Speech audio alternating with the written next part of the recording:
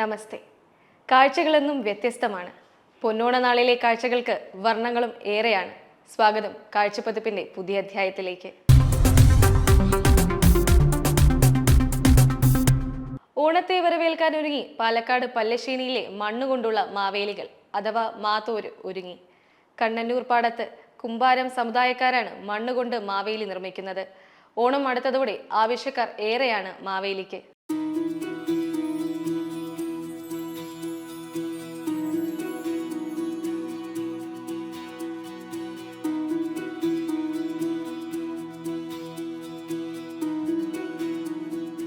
നാടും നഗരവും ഓണാവേശത്തിലേക്ക് കടക്കുമ്പോൾ പതിവ് തെറ്റാതെ ഇത്തവണയും പാലക്കാട് പല്ലശ്ശേനിയിൽ ഓണത്തെ വരവേൽക്കാൻ മണ്ണുകൊണ്ടുള്ള മാവേലികൾ ഒരുങ്ങിക്കഴിഞ്ഞു. ചുവന്ന നിറത്തിൽ വിവിധ വലിപ്പത്തിലുള്ള മാതോര് ഗൃഹാതുരത്വമുണർത്തുന്ന കാഴ്ചയാണ്.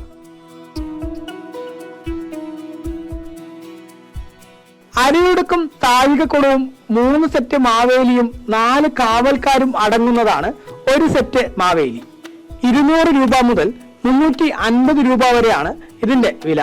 ജില്ലയിൽ ഓണാഘോഷത്തിൽ ഒഴിച്ചുകൂടാൻ പറ്റാത്ത ഒന്നാണ് മണ്ണുകൊണ്ടുള്ള മാവേലികൾ. കളിമണ്ണിലാണ് മാവേലികൾ നിർമ്മിക്കുന്നത്. ബ്രഹ്മ വിഷ്ണു മഹേശ്വരൻ എന്നതാണ് സങ്കല്പം. ഉത്രാടത്തിനും തിരുവോണത്തിനും വീടുകളുടെ മുറ്റത്ത് അരിമാവ് കൊണ്ട് കോലം വരച്ച് അതിൽ മാവേലി വെച്ച് 3 നേരം പൂജ കഴിക്കും. ഓണം കഴിഞ്ഞ് ആയില്യം മകത്തിന് ഒറ്റത്തടി മാവേലി വെച്ചുള്ള പൂജയും ജില്ലയിലെ പ്രത്യേകതയാണ്. ബ്രഹ്മാവും പരമശിവന്റെ ഓണത്തിന് വെക്കുന്നത് ഉത്രാട ദിവസം വെക്കും, തിരുവോണ ദിവസവും വെക്കും, അവിട്ട ദിവസവും വെക്കും. അന്ന് അവിട്ടം കഴിഞ്ഞ് വന്ന് വെക്കും, എടുത്തു മാറ്റും. ഇത് നമ്മൾ പാലക്കാട് ഇവിടെയൊക്കെ എല്ലാ ദിക്കിലും ഒറ്റത്തടിയാണ്. ഇത് മറ്റേ സർപ്പം പറയും. ഇതിന്റെ പേര് സർപ്പമാണ്, ഒറ്റത്തടി. അത് 16 ആയില്യമകത്തിന് നല്ലാണ്. ഇപ്പൊ ഇത് വെക്കാൻ പറ്റില്ല. ഇത് ചിലവര് വെക്കുന്നുണ്ട്, അത് അവർക്ക് ലോസം എടുത്തിട്ടുണ്ട്. കളിമൺ പാത്രങ്ങളും മറ്റും ഉണ്ടാക്കുന്ന കുമ്പാരന്മാരുടെ പ്രധാന വരുമാനമാണ് ഓണക്കാലത്തെ മാവേലി വിൽപ്പന. എന്നാൽ കളിമണ്ണ് കാര്യമായി കിട്ടാനില്ല എന്ന പരാതിയും മണ്ണ് ലഭ്യത ഉറപ്പാക്കാൻ അധികൃതർ സഹായിക്കണമെന്ന അപേക്ഷയും സമുദായക്കാർക്കുണ്ട്. PR മനൂപിനൊപ്പം അരുൺ ആലത്തൂർ, ജനം, പാലക്കാട്. പൊന്നോണത്തെ വരവേൽക്കാൻ ഒരുങ്ങുകയാണ് ആലപ്പുഴ കഞ്ഞിക്കുഴിയിലെ ബന്ദിപ്പൂപ്പാടം. 2.5 ഏക്കറിൽ നിറഞ്ഞു നിൽക്കുന്ന ബന്ദിപ്പൂക്കൾക്കൊപ്പം ചെണ്ടുമല്ലിയും തുമ്പയുമുണ്ട്. കഞ്ഞിക്കുഴിയിലെ ചൊരിമണിൽ ഒരുക്കിയ പൂപ്പാടത്തിന്റെ കാഴ്ചകളിലേക്ക്.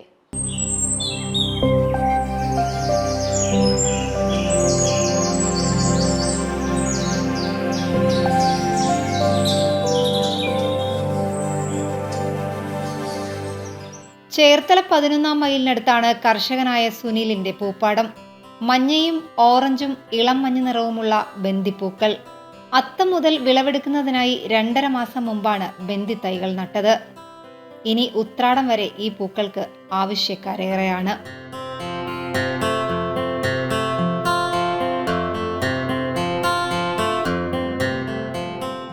രണ്ടര ഏക്കറിൽ 30,000 ചുവട് ബന്ദി തൈകളാണ് നട്ടത്. ബന്ദിപ്പൂക്കളെ കൂടാതെ വാടാമല്ലിയും തുമ്പപ്പൂക്കളുമുണ്ട്. അത് 4 കളർ, അതായത് ചെണ്ടമുല്ല എന്ന് പറയുന്നത് ഓറഞ്ച് ഉണ്ട്, അതുപോലെ തന്നെ മഞ്ഞയുണ്ട്, സ്നോ വൈറ്റ് ഉണ്ട്, അതുകൊണ്ടുണ്ട് വാടാമുല്ലയുണ്ട്, അതുകൊണ്ടാണ് നമ്മുടെ തുമ്പയുണ്ട് എന്ന് പറഞ്ഞാൽ 4 തരം കളറിലെ പൂക്കളാണ് നമ്മളിവിടെ കൃഷി ചെയ്തിട്ടുള്ളത്. ആ പൂക്കളെല്ലാം തന്നെ അത്തം നാൾ മുതൽ തിരുവോണ ദിവസം വരെ, ഉത്രാട ദിവസം വരെയുള്ള ദിവസങ്ങളിൽ പറിച്ച് ജനങ്ങൾക്ക് നേരിട്ട് കൊടുക്കുന്ന ഒരു സംവിധാനമാണ് നമ്മൾ സ്വീകരിച്ചിട്ടുള്ളത്. 4 വർഷമായി സുനിൽ ഓണത്തോടനുബന്ധിച്ച് പൂ കൃഷി ചെയ്യുന്നുണ്ട്. ഓണവിപണിയിൽ ബന്ദിപ്പൂക്കൾക്ക് ആവശ്യക്കാരേറെയാണെങ്കിലും വലിയ ലാഭമൊന്നുമില്ല കർഷകർക്ക്. 150 മുതൽ 200 രൂപ വരെയാണ് അത്തം മുതൽ പൂക്കളുടെ വില. നമ്മൾ പൂക്കൃഷി യഥാർത്ഥത്തിൽ ലാഭകരമായ കൃഷിയല്ല കർഷകർക്ക്. അതായത് നമ്മളെ സംബന്ധിച്ചിടത്തോളം ഒറ്റ വിളവെടുപ്പാണ്. പൂ നമുക്ക് 3 മാസം വിളവെടുത്താൽ ലാഭകരമാക്കാം.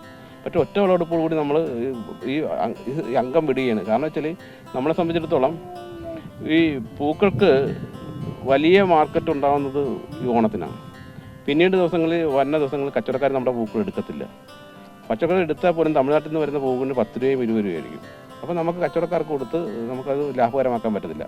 പിന്നെ ഒരു പ്രത്യേകിച്ച് ഓണം ദിവസം നമുക്ക് 200 രൂപ കിട്ടുകയാണെങ്കിൽ നമുക്ക് ലാഭകരമാക്കി കൊണ്ടുപോകാൻ പറ്റും. മറ്റുള്ള ദിവസങ്ങളിൽ 50-40 ഉള്ളൂ. അതുകൊണ്ട് ഒറ്റ ദിവസം കൊണ്ട് നമുക്ക് 200 രൂപ വില കിട്ടുകയാണെങ്കിൽ അത് ലാഭകരമായിരിക്കും. പൂപ്പാടം കാണാൻ വിവിധ ജില്ലകളിൽ നിന്ന് കാഴ്ചക്കാരും ഏറെ എത്തുന്നുണ്ട്.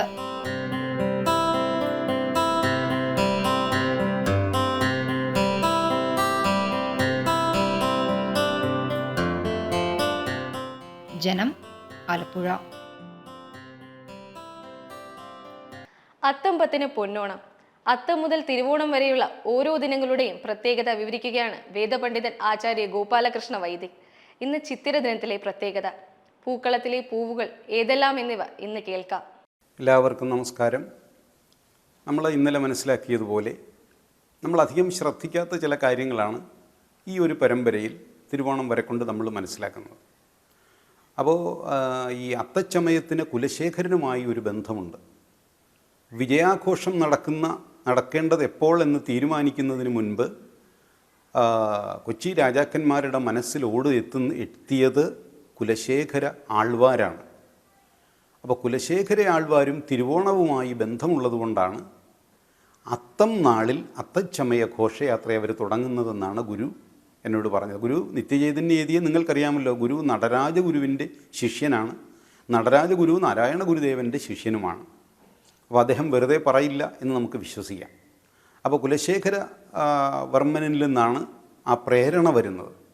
അങ്ങനെയാണ് വിജയാഘോഷം അത്തത്തിൻ്റെ അന്ന് തുടങ്ങണം എന്ന് അന്നത്തെ ഭരണാധികാരികൾ തീരുമാനിക്കുന്നത്. ഇന്നത് വളരെ പ്രശസ്തമായിട്ട് മാറിയിരിക്കുന്നു. അത്തച്ചമയത്തോടെയാണ് നമ്മുടെ ഓണാഘോഷം വാസ്തവത്തിൽ ആരംഭിക്കുന്നത്. പക്ഷേ ഇതിൻ്റെ പിന്നിൽ ഈ 10 ദിവസത്തിന് മുമ്പ് നമ്മൾ ഇത് തുടങ്ങുന്നതിൻ്റെ പിന്നിൽ ഒരു ചെറിയ കാര്യമുണ്ട്. അത് വ്രതമാണ്. ഇത് തൃക്കാക്കര മഹാവിഷ്ണു ക്ഷേത്രത്തിൽ, അതിപ്പോൾ വാമന ക്ഷേത്രം എന്നാണ് അറിയപ്പെടുന്നത്. തൃക്കാക്കര മഹാവിഷ്ണുവിൻ്റെ പ്രതിഷ്ഠയാണ്. ചതുർബാഹുവായ മഹാവിഷ്ണുവാണ്. സങ്കല്പം വാമനൻ്റേതാണ്.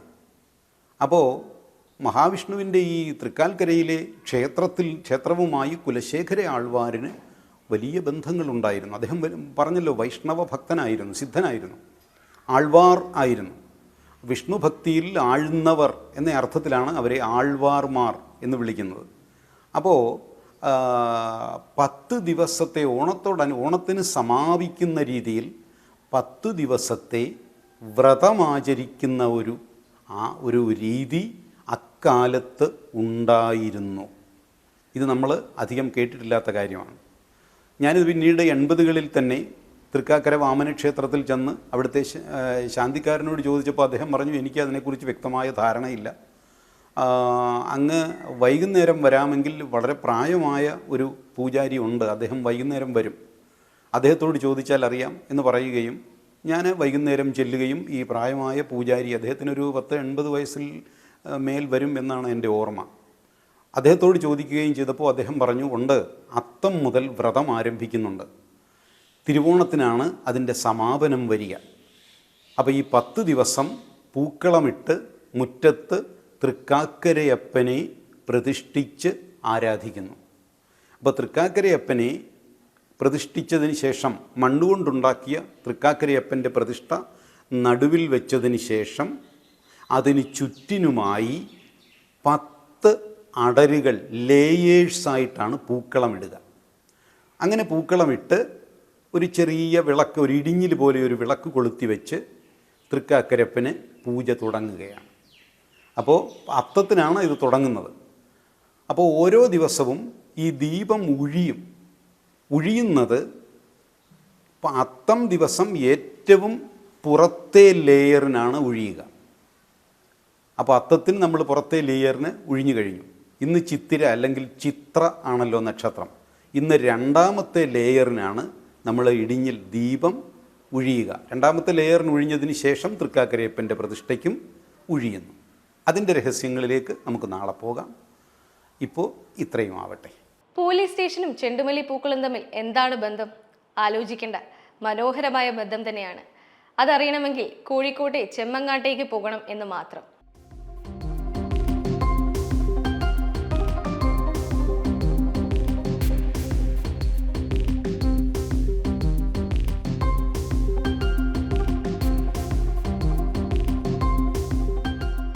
പൂത്തുലഞ്ഞു നിൽക്കുന്ന ചെണ്ടുമല്ലിപ്പൂക്കൾ മഞ്ഞയും ഓറഞ്ചും നിറത്തിൽ തലനിവർത്തി കാറ്റിലാടി അവ നിൽക്കുന്നത് മനോഹരമായ കാഴ്ചയാണ്.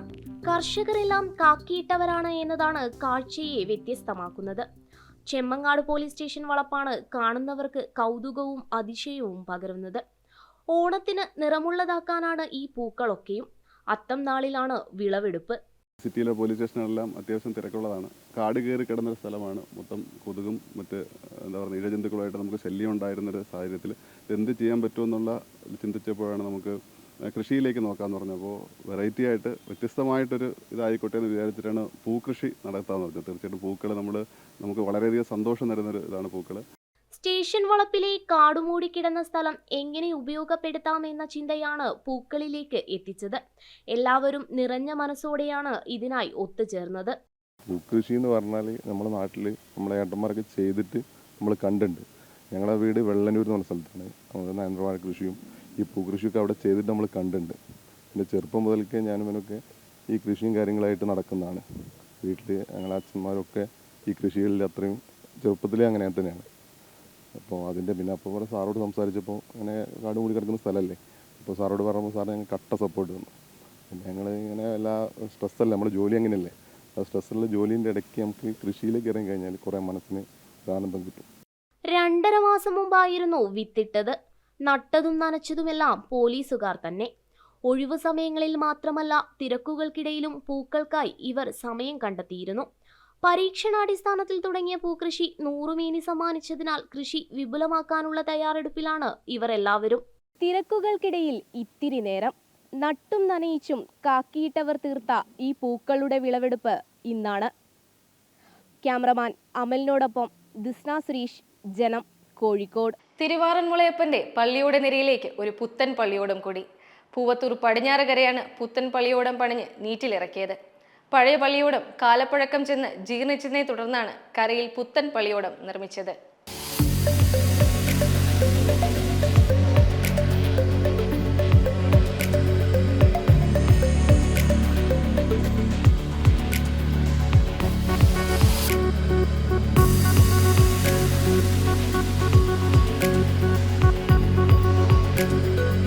വഞ്ചിപ്പാട്ടിന്റെയും വായ്ക്കുരവയുടെയും താളമേളങ്ങളുടെയും ആരവത്തിൽ പൂവത്തൂർ പടിഞ്ഞാറിന്റെ പുത്തൻ പള്ളിയോടം നീരടിഞ്ഞു.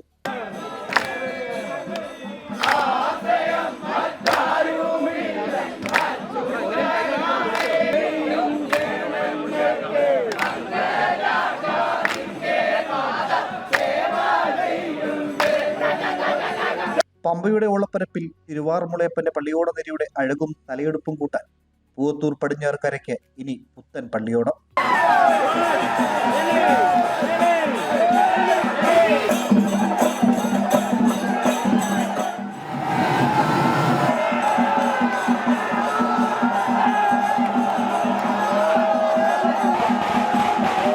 നാൽപ്പത്തിയേഴേകാൽ കോൽ നീളവും 68 അങ്കുലം ഉടമയും 18 അടി അമരപ്പൊക്കവും 5 അടി അണിയപ്പൊക്കവുമുള്ള പള്ളിയോടത്തിന്റെ ഉടമസ്ഥാവകാശം പൂവത്തൂർ പടിഞ്ഞാറ് 571 നമ്പർ NSS കരയോഗത്തിനാണ്. പള്ളിയോടത്തച്ഛന്മാരിൽ പ്രധാനിയായ ചങ്ങങ്കരി വേണുവാചാര്യയും മകൻ വിഷ്ണുവും ചേർന്നാണ് പൂവത്തൂർ ഗ്രാമത്തിന്റെ സ്വപ്നം യാഥാർത്ഥ്യമാക്കിയത്.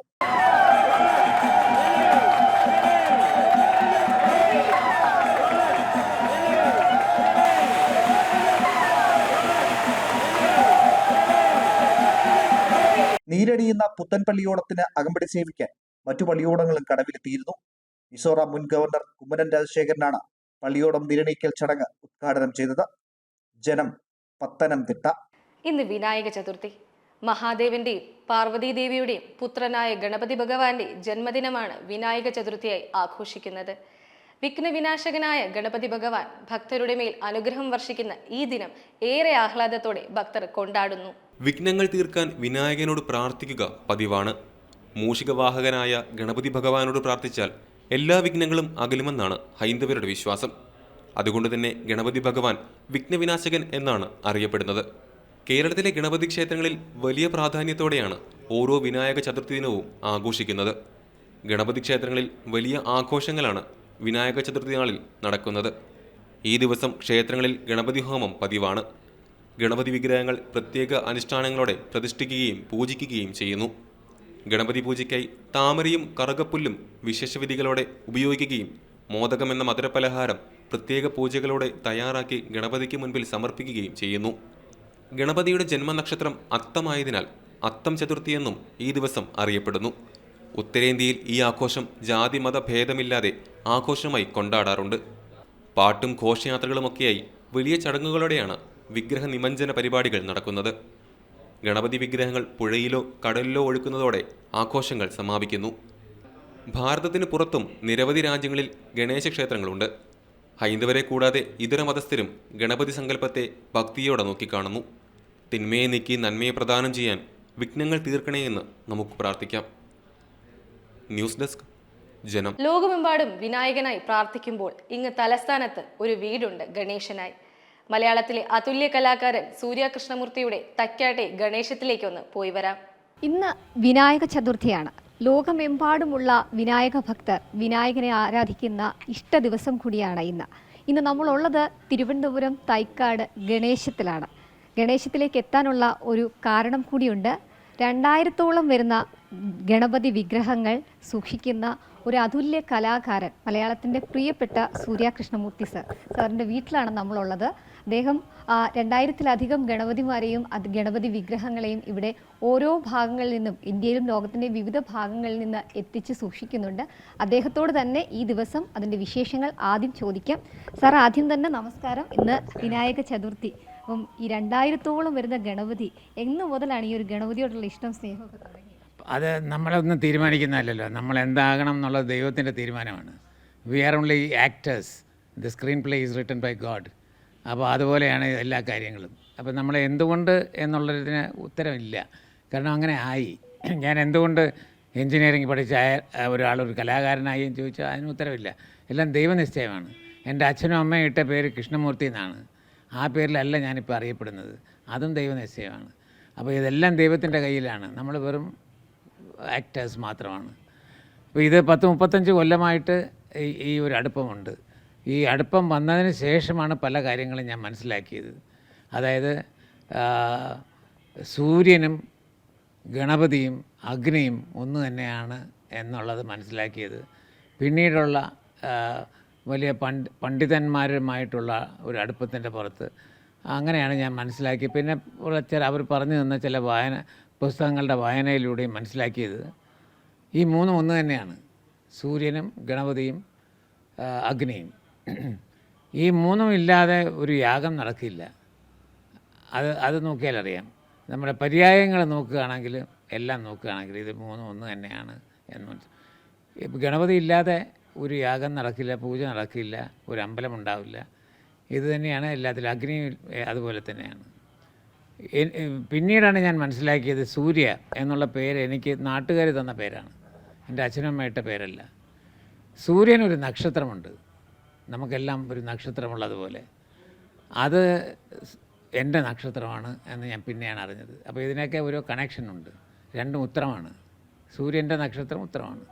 നമ്മളിവിടെ 2000-ഓളം വരുന്ന ഗണപതിമാരുണ്ട്. സാർ ഇത്രയധികം കളക്ട് ചെയ്തു. ഇത് എവിടെ നിന്നൊക്കെയാണ് ഇങ്ങോട്ടേക്ക് എത്തിക്കുന്നത്? എങ്ങനെയാണ് പോകുന്നിടത്തു നിന്നെല്ലാം ഒരു ഗണപതി ഒപ്പം കൂട്ടുന്ന കേട്ടിട്ടുണ്ട്? നമ്മളെവിടെ പോയാലും ഇപ്പം ആൾക്കാർ ഇതാണ് തരുന്നത്. ഇപ്പോൾ ഫംഗ്ഷന് പോകുമ്പോഴേ അവർ ഈ ഗണപതിയാണ് തരുന്നത്. ഒരു ആഴ്ചയിൽ 3 ഗണപതി ഇവിടെ വരും. അതിലും ഒരു അത്ഭുതമുണ്ട്. അതാണ് പറഞ്ഞത്, ഒന്നും നമ്മുടെ കയ്യിലല്ല എന്ന്. 3 ഗണപതി ഒരു ആഴ്ചയിൽ ഇവിടെ വരുമെങ്കിലും ഈ 3ഉം ഇവിടെ ഇല്ലാത്തതേ വരൂ. ഒരെണ്ണം ഇല്ലാതെ ഇന്ന് തന്നെ എനിക്കൊരു ഗണപതി കിട്ടി. ഈ ഗണപതി എനിക്ക് പൊളിച്ച് നോക്കേണ്ട ആവശ്യമില്ല. ആ പാക്കറ്റ് ഇവിടെ ഇല്ലാത്തതായിരിക്കുമെന്ന് ഉറപ്പാണ്. പിന്നെ ഞാൻ വീട്ടിൻ്റെ ഫ്രണ്ടിൽ ഒരു ലോൺ ഉണ്ടാക്കാനായിട്ട് കുഴിച്ചപ്പോൾ ഇതിൻ്റെ അടിയിൽ നിന്ന് ഗണപതി വിഗ്രഹങ്ങൾ കിട്ടി. ഗണപതി മാത്രമല്ല, വിഗ്രഹങ്ങൾ കിട്ടി. അപ്പോൾ ഇവിടെ പണ്ടൊരു അമ്പലം ഉണ്ടായിരുന്നിരിക്കാം നൂറ്റാണ്ടുകൾക്ക് മുമ്പ്. അപ്പോൾ ഇവിടെ നിന്ന് മണ്ണിനടിയിൽ നിന്ന് കിട്ടിയ വിഗ്രഹങ്ങൾ ഞാൻ എടുത്ത് അവിടെ വച്ചിട്ടുണ്ട് വെളിയിൽ. അപ്പോൾ ഇതെല്ലാം ചെയ്യുന്നത്, ഇതെല്ലാം നമുക്കൊരു നിയതി എന്ന് പറഞ്ഞുകൊണ്ടല്ലോ, നിയതി പോലെയാണ് നമ്മൾ ഓരോന്നും ചെയ്യുന്നത്.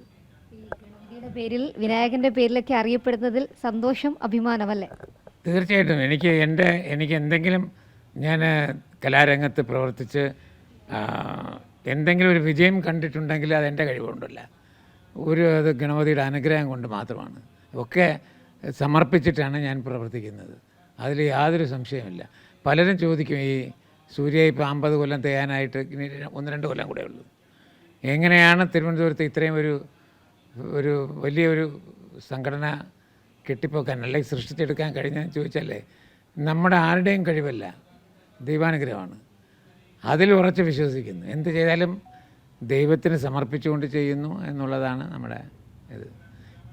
ദൈവാനുഗ്രഹമാണ്. അതുതന്നെയാണ് ഈ ഗണേശത്തിലേക്ക് വരുമ്പോൾ നമുക്ക് കാണാൻ സാധിക്കുന്നത്. ചുറ്റിനും ഗണപതികൾ മാത്രമാണ്. വിനായകൻ്റെ വിവിധ രൂപത്തിൽ വിവിധ ഭാവത്തിലുള്ള ഓരോ ഗണപതി രൂപങ്ങളും ശില്പങ്ങളും ഒക്കെ നമുക്കിവിടെ കാണാം. അതിൽ ഏറ്റവും അദ്ദേഹം തന്നെ സൂചിപ്പിച്ചതുപോലെ തന്നെയാണ്, ഒരു റിപ്പീറ്റേഷൻ ഇല്ല, അല്ലെങ്കിൽ ഒരു ആവർത്തന വിരസത ഇല്ലാത്ത രീതിയിലുള്ള 2000-ഓളം വരുന്ന ഗണപതി വിഗ്രഹങ്ങളാണ് നമുക്ക് ഈ ഗണേശത്തിൽ കാണാൻ കഴിയുന്നത്.